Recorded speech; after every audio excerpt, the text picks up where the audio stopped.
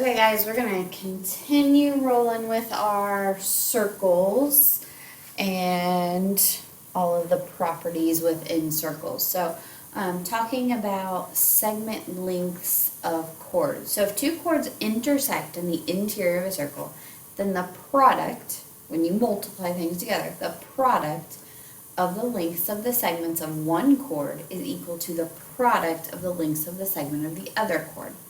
So in looking at this picture, because I think it's a little easier when we look at examples, the length of EA times EB, so those two chord pieces, is equal to the length of EC times the length of ED. That doesn't mean the chords themselves are equal in length. That means the products are equal to each other. So in this case it says find ML and find JK. So we know that we're multiplying the pieces of the chord. So for ML I have x plus 1, and then for LN I have x plus 3. I'm going to multiply those together. I'm going to set that equal to the product of the other chord JK. So x plus 5 times x. Now with this first one we're foiling, so I'm going to do first multiplied together, which is x squared, and then I'm going to multiply outside, which is 3x. Then I'm going to multiply inside, which is 1x. And then I'm going to multiply last, which is 1 times 3, or 3. On the one on the right, we're distributing, so I multiply x by each thing inside the parentheses. So x times x is x squared, 5 times x is 5x. So I have x squared plus 4x plus 3 equals x squared plus 5x.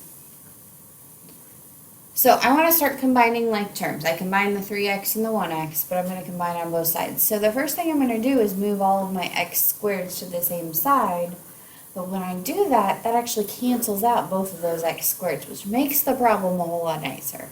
So I have 4x plus 3 equals 5x. I'm going to subtract 4x from both sides. So 3 equals x. But that's not what it's asking for. It wants to know the length of ML.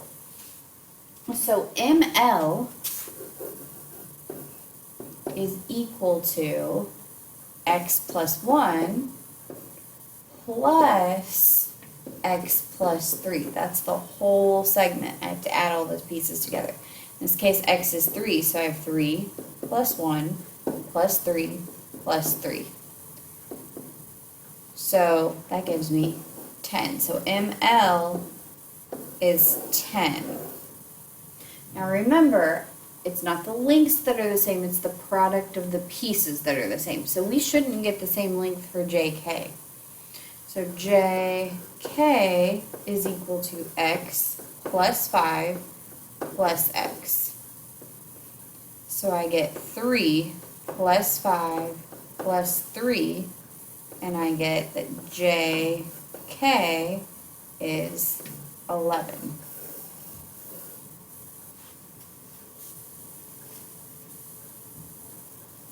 Alright, let's look at another one. Segments of secants theorem says if two secant segments share the same endpoint outside a circle, then the product of the lengths of one secant segment and its external segment equals the product of the lengths of the other secant segment and its external segment. So external segment is the outside piece, so EA.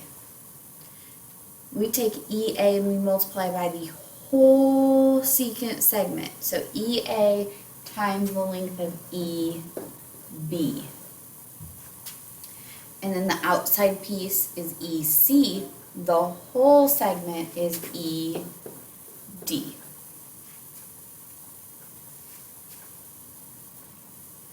So let's try that on example 2. We're going to take outside times the whole thing. So 6 plus 4 is 10. And then I'm going to do outside times the whole thing. That whole segment is not 5 times x. It's 5 plus x. Make sure you're being very careful with that. So 6 times 10 is 60, and then I'm going to go ahead and distribute that 5. So 5 times 5, should be an equal sign. 5 times 5 is 25, and then 5 times x is 5x. So I'm going to subtract 25 from both sides. So I get 35 equals 5x. I'm going to divide by 5. So x equals 7, and this time all at once is x, so we don't need to plug anything back in. Alright, let's look at one more theorem. The segment of secants and tangents theorem. So if a secant segment and a tangent segment share an endpoint outside a circle, then the product of the lengths of the secant segment and its external segment equals the square of the length of the tangent segment. Okay, so same process as what we looked at before with the outside piece times the whole thing is equal to the outside piece times the whole thing.